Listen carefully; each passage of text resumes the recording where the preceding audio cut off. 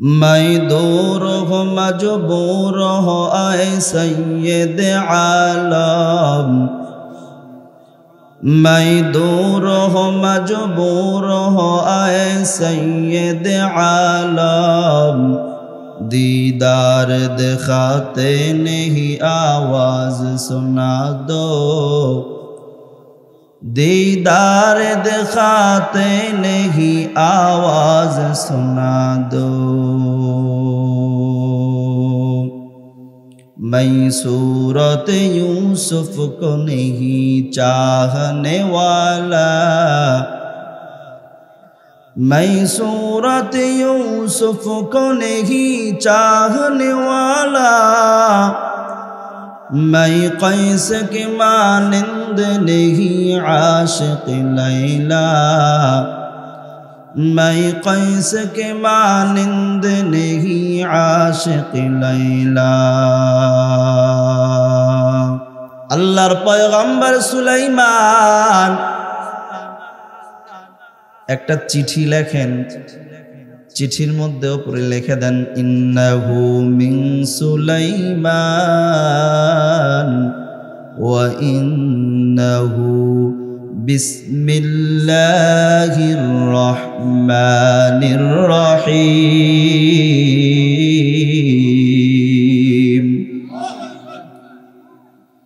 আল্লাহর পয়গম্বর সুলাইমান চিঠির উপরে এটা লিখে দেন আল্লাহ তাআলু আলাইয়া ওয়াতুনি মুসলিমিন। নিশ্চয় এইটা সুলাইমান পয়গম্বরের পক্ষ হতে, এবং নিশ্চয় এইটা পরম করুণাময় আল্লাহর নামে শুরু করতেছি, যিনি অতি মেহেরবান। রানী বিলকিসকে এই চিঠিটা পাঠাইছেন। এর মধ্যে পরের আয়াতে জানা দেন সাবধান, অহমিকা বশত আমাকে অমান্য করো না, আমাকে অমান্য করো না, এবং মুসলমান হয়ে তুমি এবং তোমার সম্প্রদায় আমার কাছে আমার নিকটে চলে এসো। ইসলাম গ্রহণ করার জন্য একটা দাওয়াত নামা পাঠাইলেন, তো সেইটার মধ্যে বিসমিল্লাহির রহমানির রহিম লেখা আছে। সুবহানাল্লাহ বলুন। মূলত আমি ওই বিষয় নিয়ে আলোচনা করব না, আমার মূল টপিক হবে বিসমিল্লাহির রহমানির রহিম।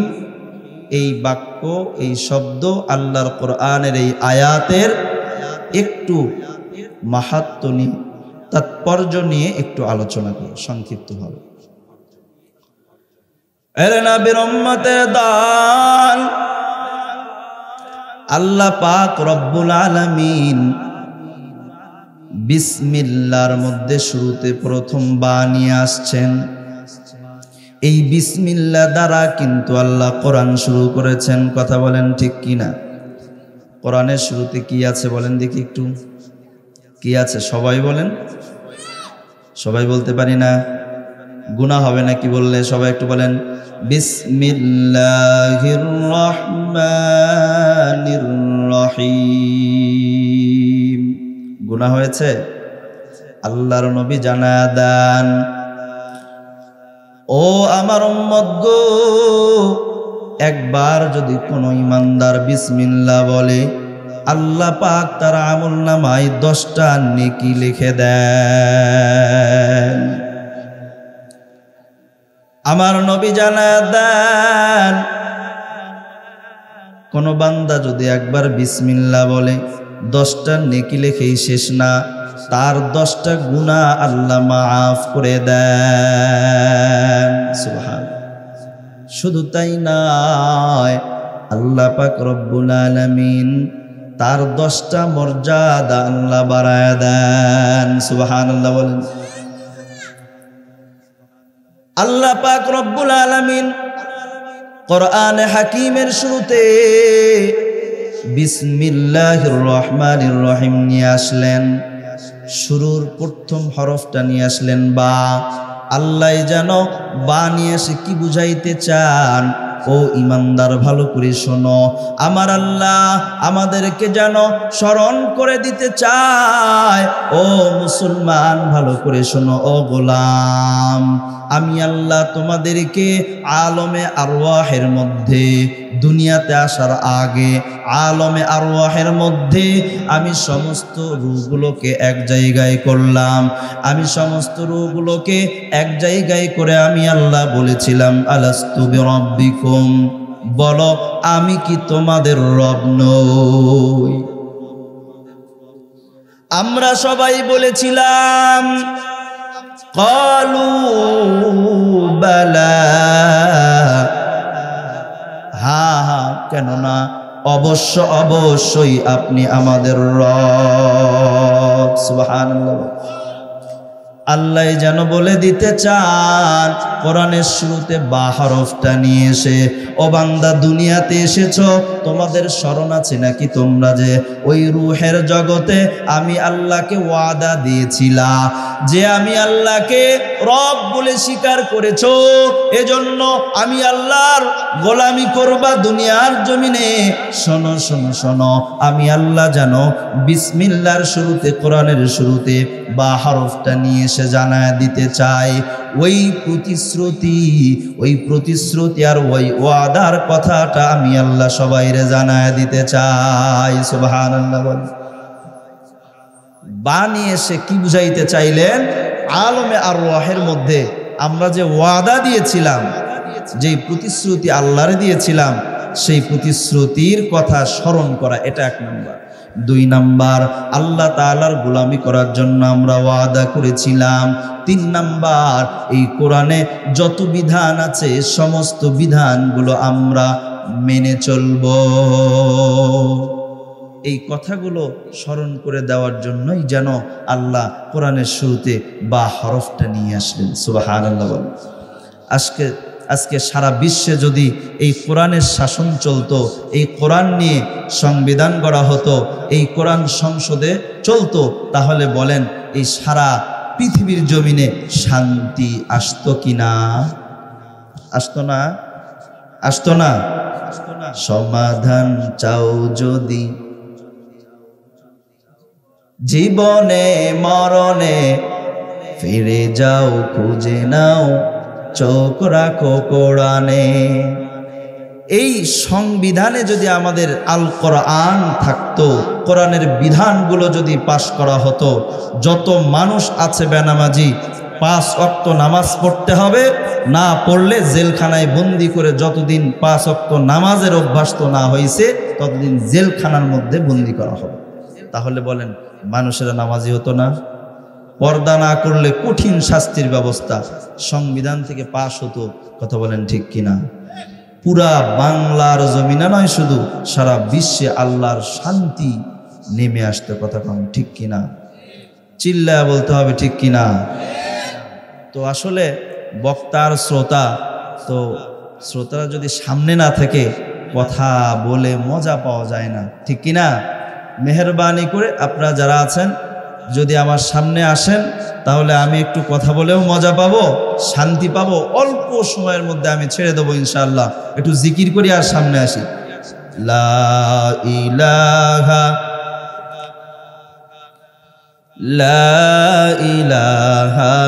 ইল্লাল্লাহ, লা ইলাহা ইল্লাল্লাহ, লা ইলাহা ইল্লাল্লাহ। আসেন বাবা, আসেন আসেন, মেহেরবানি করে দয়া করে সামনের দিকে আসেন। জিকির করতে করতে সামনের দিকে আসেন। কোরআনের মজলিসে ফাঁকা জায়গা রাখলে ওখানে শয়তানে এসে বসে। কতক্ষণ ঠিক কিনা? 3টি জায়গায় ফাঁকা রাখা যায় না, তার মধ্যে একটা হলো কোরআনের মজলিসে, 2 নাম্বার স্বামী স্ত্রীর মাঝে। ওখানে ফাঁকা রাখবেন তো শয়তান ঢুকে বিবির অন্তরে একটা ওয়াসওয়াসা দিবে, স্বামীর অন্তরে আর একটা ওয়াসওয়াসা দিবে, ঠিক কিনা? তো এখানেও যদি ফাঁকা রাখেন শয়তান এসে ওয়াসওয়াসা দিয়ে আপনারা ঠেলতে ঠেলতে ওই রাস্তায় নিয়ে যাবে। কতক্ষণ ঠিক কিনা? এজন্য একটু মহাব্বত নিয়ে সবাই ঈমানওয়ালা ব্যক্তিদেরকে বলছি মহাব্বত নিয়ে আমরা সবাই সামনে আসি, সবাই সামনে আসি। বাবা বাবা চলে আসেন। ঈমানওয়ালা ব্যক্তিদেরকে বলছি বাবা মেহেরবানি করে ঈমানি তাগিদ নিয়ে চলে আসেন, একটু সামনে আসেন। হ্যাঁ বাবা সামনে আসেন, এইদিকে সামনে আসেন। ইনশাআল্লাহ আল্লাহ আল্লাহ হেফাজত করবেন, আল্লাহ হেদায়েত দান করবেন ইনশাআল্লাহ। চলে আসেন। হ্যাঁ এই পাশ থেকে আরেকটু আসেন, আরেকটু আসেন, এই সামনে আসেন ইনশাআল্লাহ। একটু জিকির করি লা ইলাহা ইল্লাল্লাহ লা ইলাহা ইল্লাল্লাহ।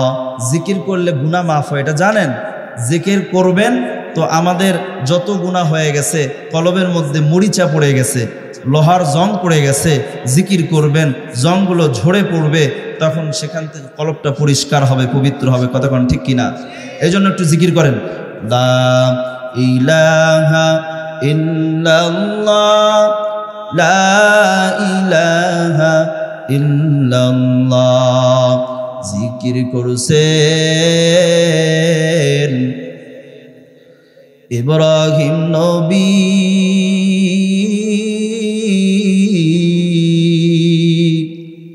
নমরুদেরা গুনে ফেলি, আগুন হইল ফুল বাগিচা, আগুন হইল ফুল বাগিচা, নবীর পশম জ্বলে না।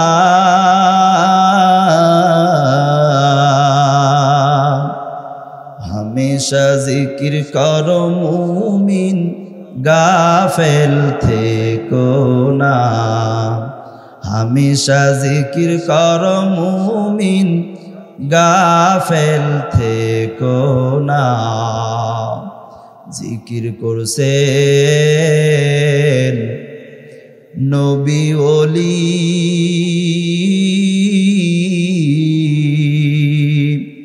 খোদার সাথে গেলেন মিলি, দিয়েছিলেন পর্দা খুলি, দিয়েছিলেন পর্দা খুলি, মাবুদ রাব্বানা।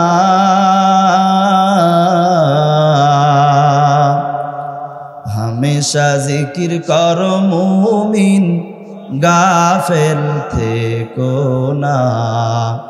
হামেশা জিকির করো মুমিন, গাফেল থেকো না। জিকির করছেন মুসা নবী,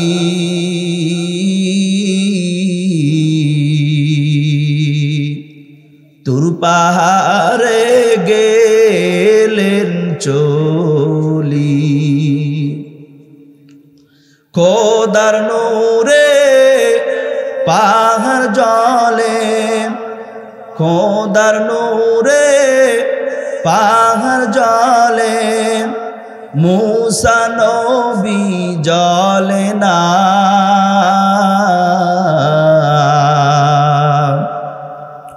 হামেশা জিকির করো মুমিন, গাফেল থেকো না। হামেশা জিকির করো মুমিন, গাফেল থেকো না। কতক্ষণ ঠিক কিনা? হাতে করো হাতের কাম, বলো বাবা হাতে করো হাতের কাম, পায়ে করো পায়ের কাম, জবানে শুধু বলো হে মুমিন, জবানে শুধু বলো হে মুমিন, আল্লাহ তাআলার জাতি নাম, লা ইলাহা ইল্লাল্লাহ লা ইলাহা ইল্লাল্লাহ লা ইলাহা ইল্লাল্লাহ লা ইলাহা ইল্লাল্লাহ লা ইলাহা ইল্লাল্লাহু মুহাম্মাদুর রাসূলুল্লাহ সাল্লাল্লাহু আলাইহি ওয়াসাল্লাম। এর নবীর উম্মতের দল, আল্লাহ তাআলা বা হরফ কোরআনের শুরুতে নিয়ে এসে যেন এটা বুঝাইতে চান, সিন বিস বা আর সিন মিলা হয় কি বাস, বাস মানে কি ক্ষান্ত, যথেষ্ট, ঠিক কিনা? এই কথা দ্বারা যেন আল্লাহ তাআলা জানাইতে চান, ও মুসলমান ভালো করে শোনো, পুরা কোরআনের মধ্যে যা আছে, পুরা কোরআনের মধ্যে যা আছে তা আছে সূরা ইয়াসিনের মধ্যে, সূরা ইয়াসিনের মধ্যে যা আছে তা আছে সূরা ফাতিহার মধ্যে, সূরা ফাতিহার মধ্যে যা আছে তা আছে বিসমিল্লাহির রহমানির রহিম। এর মধ্যে সব আল্লাহ জমা করছেন। পুরা বিসমিল্লাহির রহমানির রহিমের মধ্যে যা আছে বাস এই শব্দটার মধ্যে আল্লাহ তা ঢুকায় দিয়েছেন। সুবহানাল্লাহ বলেন। আল্লাহ জানাইতে চানলে, আল্লাহ জানাইতে চানলে গোলাম ভালো করে মনোযোগ দিয়ে শোনো, ও মুসলমান ইমানদার, কোন মানুষের মধ্যে যদি কোরআন না থাকে, নবী বলেন সেই ব্যক্তিটা ঢং ঢঙ্গা ঘরের মতো, যেই ঘরের ওপরে চাল আছে, চতুর্পাশ দিয়ে কোনো বেড়া নেই, ভিতরেও কিছুই নাই, এটার নাম কি? ঢং ঢঙ্গা ঘর, আলোক ঘর, এর মধ্যে কিছু নাই, যার মধ্যে কোরআন নাই, মনে রাখতে হবে সে ওই ঘরের নাই। কথা কোন ঠিক কিনা? কিন্তু এই বান্দা তখন জিরো, যার মধ্যে কোরআন নাই, এই বান্দা জিরো। আর আমার আল্লাহর কোরআন যাই মানবে, ওই আল্লাহ তাআলা ওই বান্দারে হিরো বানায় দিবেন। সুবহানাল্লাহ। মনে রাখবেন, যার মধ্যে কোরআন নাই এ একটা জিরো। জিরো বোঝেন না? উলঙ্গ ঘরের মধ্যে কিছু থাকে, এইটা যেমন জিরো। যার মধ্যে কোরআন নাই এ হলো জিরো।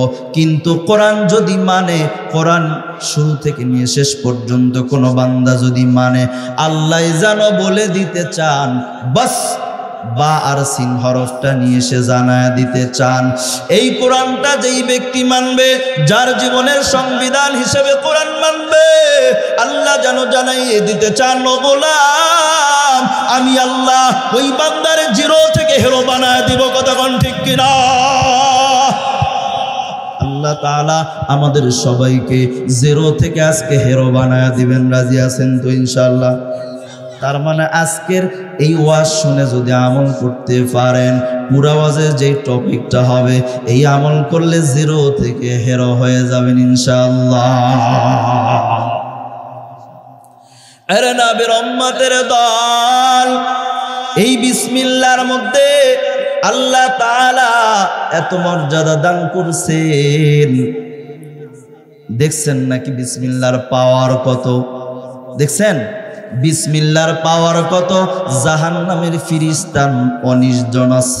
19 জন। কতজন? কতজন? জাহান্নামের ফেরেশতা কতজন? জাহান্নামের ফেরেশতা 19 জন। এই 19 জনের মধ্যে একজন হেড আছে, তার নাম কি জানেননি? আব্দুল মালিক ফেরেশতা।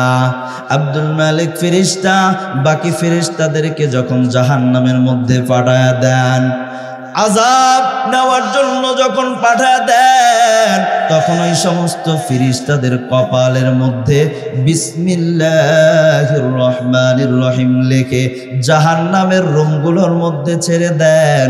এই বিসমিল্লাহর বরকতে, বিসমিল্লাহর পাওয়ারে তাদের শরীরে জাহান্নামের আগুনের টাচ পর্যন্ত লাগে না। সুবহানাল্লাহ। আজকে কোন ইমানদার বান্দা যদি এই বিসমিল্লাহর উপর আমল করো, আমার আল্লাহ তোমারেও জাহান্নামের আগুন তোমার আমার জন্য হারাম করে দিবেন। কতক্ষণ ঠিক কিনা? বিসমিল্লাহর পাওয়ার এত এত।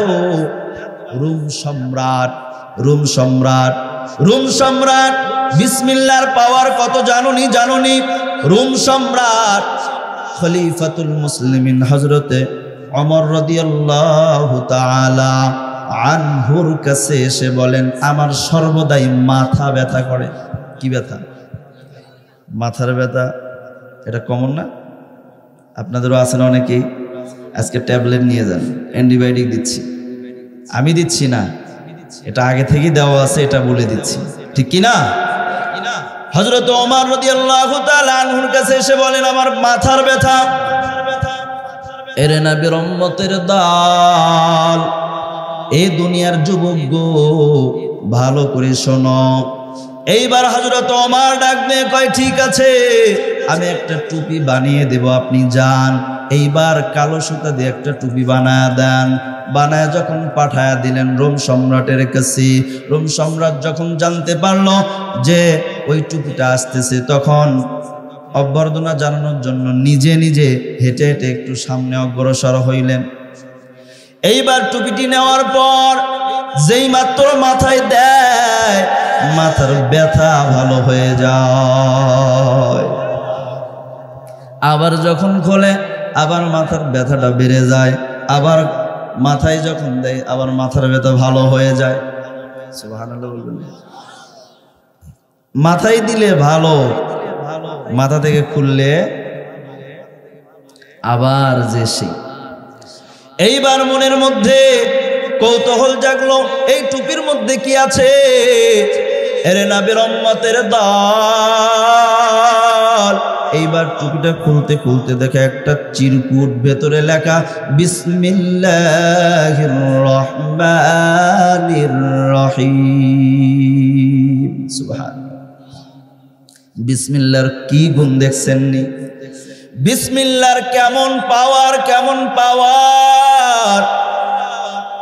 আল্লাহর এক বান্দা, আল্লাহর এক ওলি হযরত উলামায়ে কেরাম ওয়াজ করতেছেন, বিসমিল্লাহর ফজিলত বর্ণনা করতেছেন। আপনাদের এখানে মহিলারা আছে নাকি? আছে?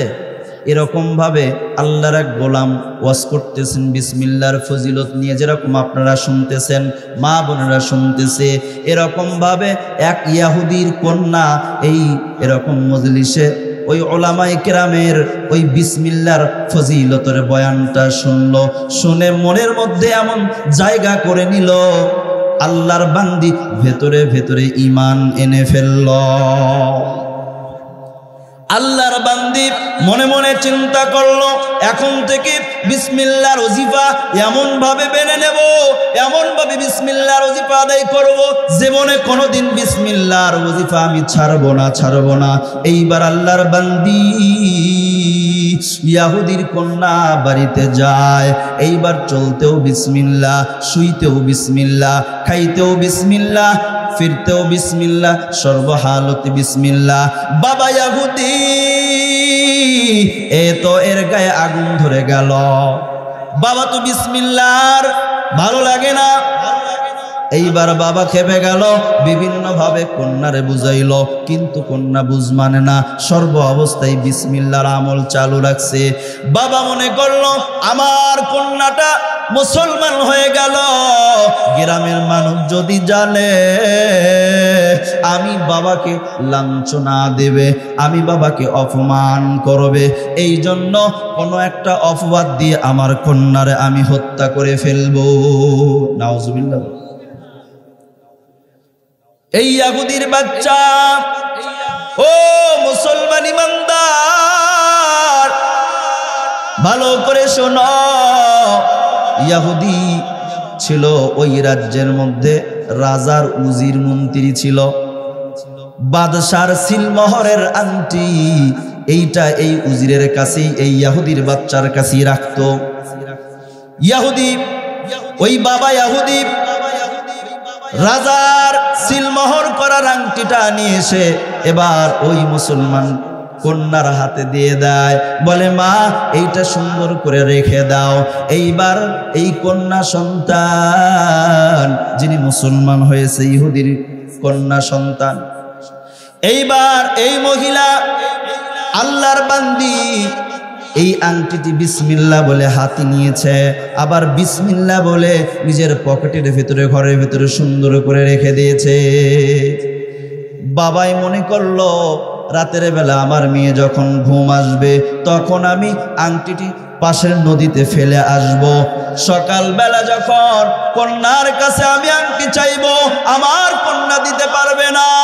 আর রাজার সিলমোহর করার আংটি হারানোর অপরাধে, হারানোর দায়ে তারে রাজা মশাই ফাঁসির কাস্টে ঝুলাইবে, ফাঁসি দিয়ে দিবে।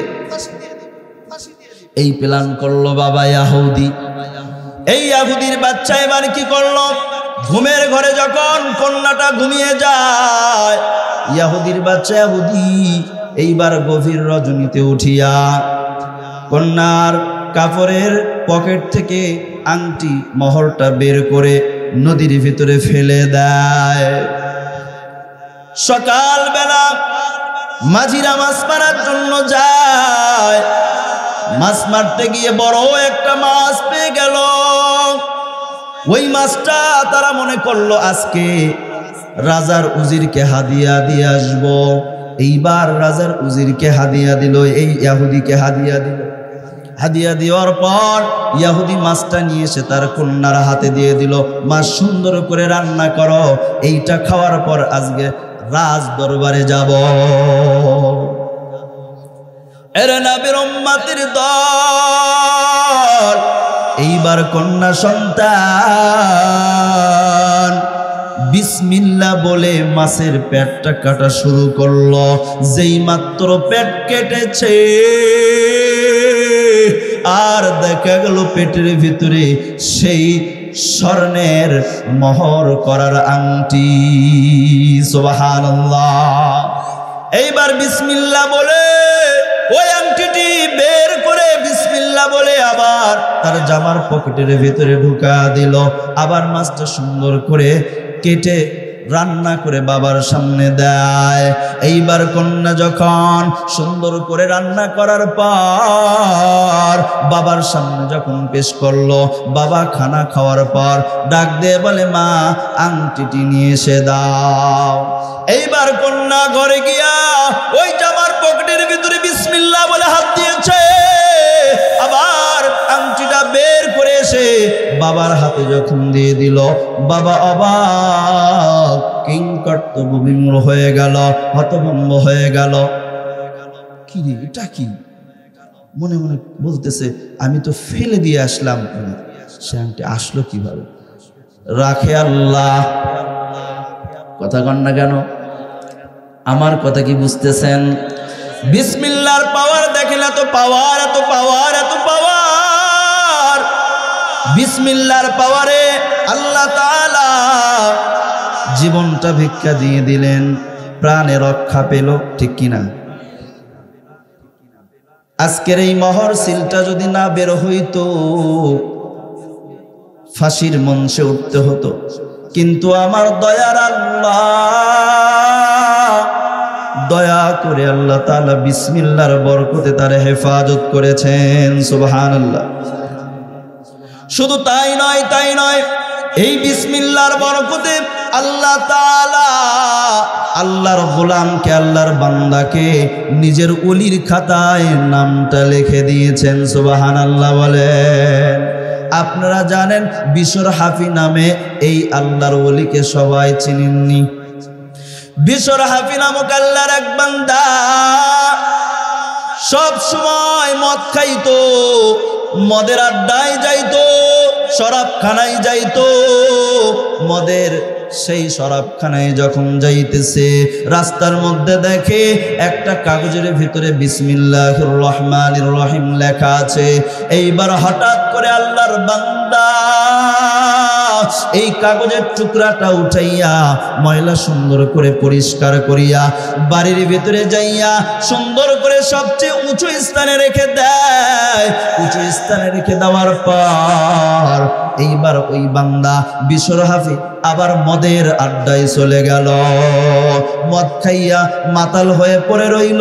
এইদিকে রাতের ভিতরে ওই সময়কার, ওই জামানার আল্লাহর একজন ওলি হাসান বসরি রহমাতুল্লাহি আলাইহি, তাকে স্বপ্নের মধ্যে আমার আল্লাহ জানায় দেন, ও হাসান, যাও যাও আমার বিশরকে আমার পক্ষ থেকে সুসংবাদ জানা দাও। তাকে আমি আল্লাহর রহমতের দরওয়াজায় নিয়ে আসো। এবার হাসান বসরি ঘুম ভেঙে যায়, সকালে দৌড়ায় কোন শরাবখানায় যেন আসি। যাইতে যাইতে হঠাৎ করে মদের শরাবখানায় যখন গেল, শরাবখানার ভিতরে ঢোকার পর মানুষেরা মাতাল হয়ে পড়ে রইছে। আর ডাক দিয়ে বলে, ওগো আল্লাহর ওলি হাসান বসরি, আপনি তো পবিত্র, এই জায়গায় আসলে তো আপনি কলুষিত হয়ে যাবেন, অপবিত্র হয়ে যাবেন, তাড়াতাড়ি শরাবখানা থেকে আপনি বের হয়ে চলে যান। এইবার হাসান বসরি রহমাতুল্লাহি আলাইহি ডাক দিয়ে কয়, আমি নিজের ইচ্ছায় আসি নাই, আমি তো এসেছি আমার আল্লাহ আমারে পাঠাইছেন। সুবহানাল্লাহ বলেন।